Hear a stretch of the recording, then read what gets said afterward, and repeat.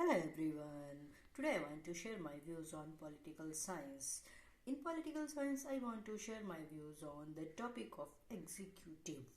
It's a part 1 of the executive. Okay, but before starting the topic, I want to share that if you are the first viewer of my channel, then please subscribe my channel and like my videos and share my videos also. Okay, so starting with the topic of executive. First of all, the meaning of executive. What do you mean by executive? It means that a person or a group of person having a administrative authority or supervising power, okay, of any organization. It means that a person or group of person having administrative powers or authority or supervisory authority of an organization. All right. And the other one is person or person in whom the supreme executive power of a government is vested and the executive branch of government. Okay, it means that the supreme executive power of a person is called an executive. Okay, supreme executive power is called executive. It means that any person who has a supreme executive power of a government is called executive. Okay, so executive in politics, a person or person constituting the branch of government charged with executing or carrying out the laws and appointing official, formulating and instituting foreign policy and providing diplomatic representation.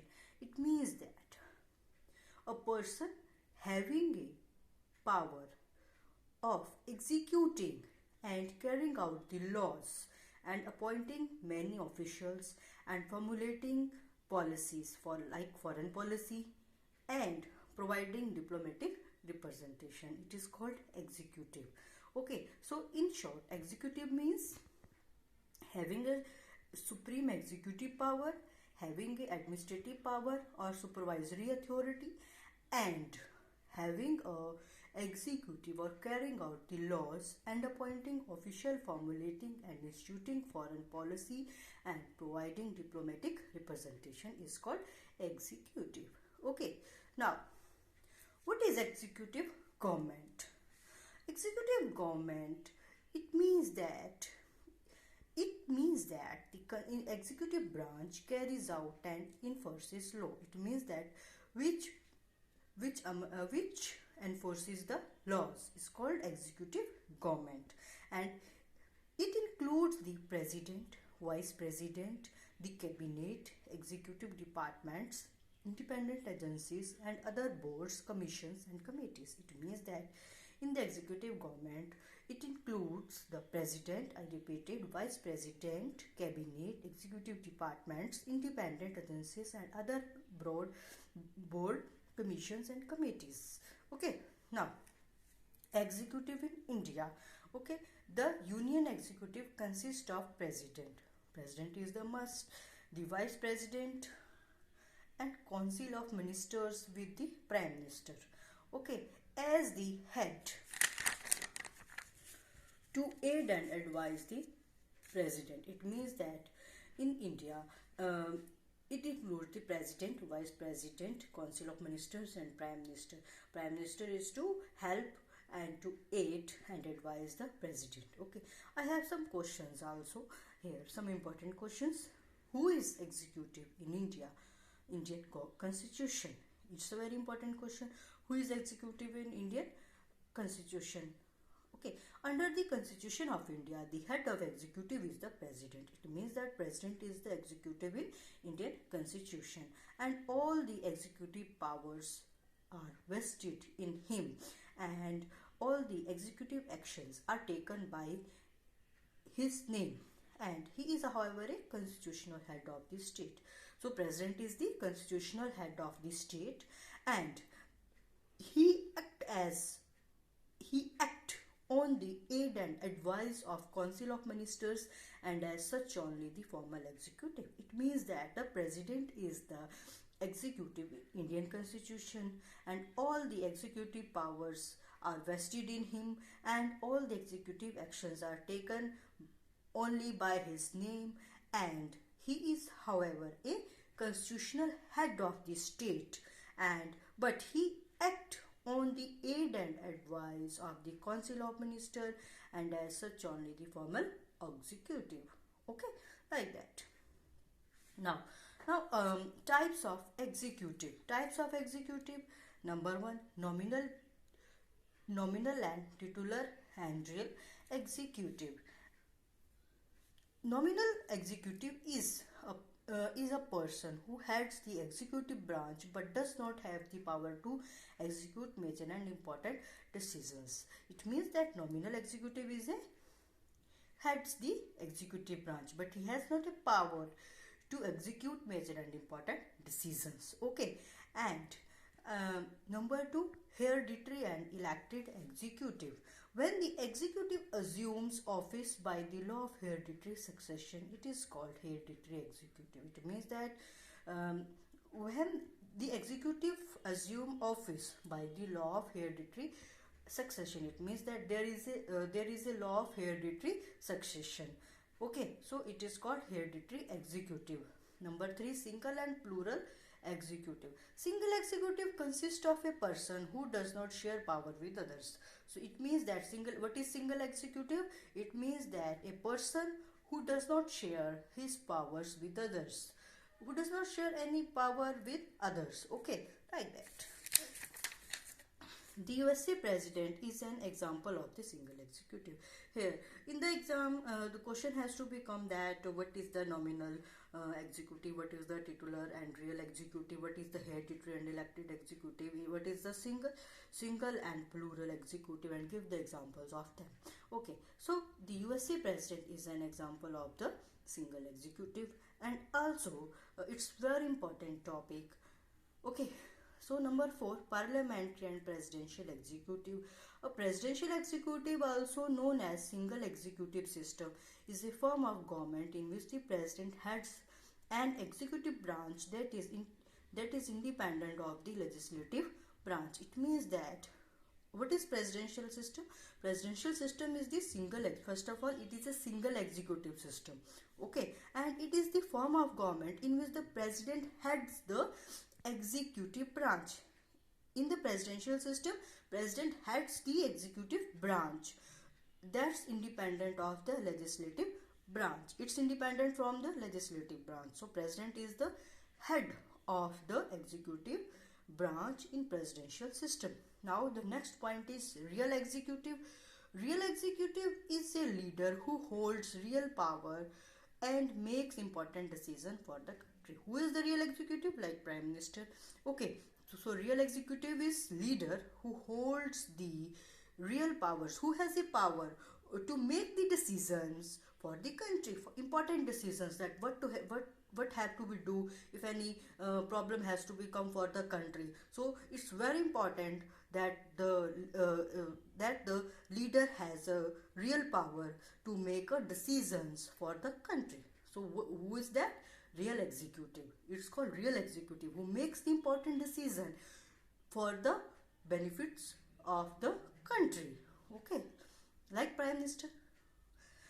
Now the next question is, what do we mean by titular executive? What is titular executive? The president is known as titular executive or nominal head of the country. So if any question has to become that what is titular executive, so what is the titular executive? The president is known as the titular executive or nominal head of the country. The president has power. President has power, but they are the limited powers, because president has act on the aid and advice of the prime minister and the council of ministers. Okay, like that. They are limited, and these powers can be put into practice only if the prime minister and the council of ministers advise him to do. Now, elected executive. When the executive is directly or indirectly elected by the people for a fixed period or even for the life, it is called elected executive. Elected executive means which is directly or indirectly elected by the people, which is directly or indirectly elected by the people for a fixed period and or even for the life. It is called elected executive. Okay. Now, plural executive. Plural executive, when the directly authority is exercised not by one single individual for a term but a group of people having co-equal authority, it is called plural executive. It means that when the any work or any decision is taken by the group of people, not a one single individual for a term, then it is called plural executive. Okay, when the directing authority is exercised not by one single individual but a group of people having co-equal authority, it is called plural executive. Okay, now definition of co-equal. Definition of co-equal: equal with one another, co-equal branches of government. Okay, equal with one another, co-equal branches of government. It is the definition of co-equal. Equal with one another, co-equal branches of government. Now, the another question is, what is difference between equal and co-equal? As adjective, the difference between equal and co-equal: equal is level, the same in all respect. It means that it is the same in all respect, while co-equal is to each other in size, rank or position. It means that equal is like same in all respect, but co-equal is equal to each other in size, rank or position. Co-equal is equal to each other in size, rank or position. Okay, like that. What is co-equally known as? Co-equalism or co-equal language is the linguistic style used for casual informal communication. It means that co-equal language is the linguistic style, first of all. Okay, and it is the informal communication. It is the informal communication. It is used for the informal communication. It is most common functional type style of speech, and it is the common functional type style of speech, and it is the idiom normally employed in conversation and other informal context. It means that it is a linguistic style which is used for informal communication and in the informal context. Okay, like that. Now, the parliamentary system. Parliamentary system, often known as parliamentary democracy. It is known as parliamentary democracy. It is the form of democratic democracy in which the executive gains political legitimacy by commanding the support of the legislative, usually a parliament to whom it is accountable. Okay, it means that the executive gains political legitimacy.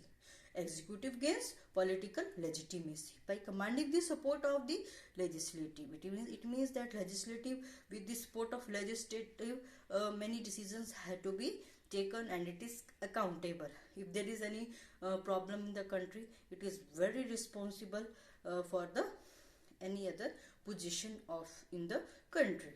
Okay, like that. Two types of executive in India. Two types of executive in India. Number one, political executive, and number two, the permanent executive. Two types of executive in India. There are two types of executive in India. Number one, political executive, and number two, permanent executive. Number one, political executive. The executive, short for executive branch or executive power, is the part of government that enforces law and has responsibility for the governance of state. It means that political executive means that the part of government which enforces the law or which maintains the law and has responsibility for the governance of state. Whole responsibility to make the laws and for the governance of the state is called political executive. Okay. Who is the political executive in India? Prime Minister of India, as addressed in the Constitution of India, is the chief of the government, chief advisor of the president, head of the council of ministers, the leaders of majority party in parliament. It means that the prime minister is the political executive in India. Okay, and he has a more responsibility, like he is the chief of the government first of all. Secondly, chief advisor of the president. Thirdly, head of the Council of Ministers. Fourthly, the leaders of the majority party in the parliament. It's the main. If any problem has to become in the country, the Prime Minister has a power to take a decision for the benefit of the country. Okay, the Prime Minister leads the executive of the government of India. It means the Prime Minister is a whole power to take a decision for any kind of problem in the country and to make the country safe. Okay, like that.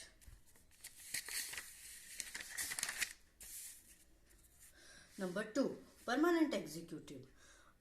Like that political executive, that Prime Minister is the political executive.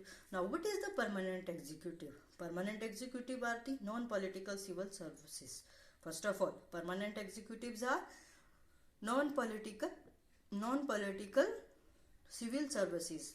Okay, chief executive of government departments who generally holds their position for a number of years. It means that political executive secretaries are the, first of all, non-political civil services. Secondly, chief executive of government departments who holds the position for a number of years. Okay, at a ministry, and as distinct from the changing political secretaries of state to whom they report and provide advice. Okay, they have to make policies, and if the policies has to be correct, the Prime Minister has to be allow them to be make the decision for the welfare of the country. Okay, so they are also responsible. These responsibility is very big for the permanent executive because they are the civils. They are the non-political civil services. Okay, and chief executive of government departments. Okay, like that. And the next question is, who are the permanent executive in Indian administration? Okay, the civil services refer to the career government civil servant who are the permanent executive branch of the Republic of India. It means that civil services refer to the career government civil servant who are the permanent executive branch. Okay, elected cabinet ministers determine policy and civil servants carry it out. Okay, elected cabinets determine policy. Okay, and civil servant carry it out, like that, as I said to earlier. Now, this is all about the executive types of executive, and many important questions related to the executive. And please share my video, like my video, and subscribe my channel. Thanks.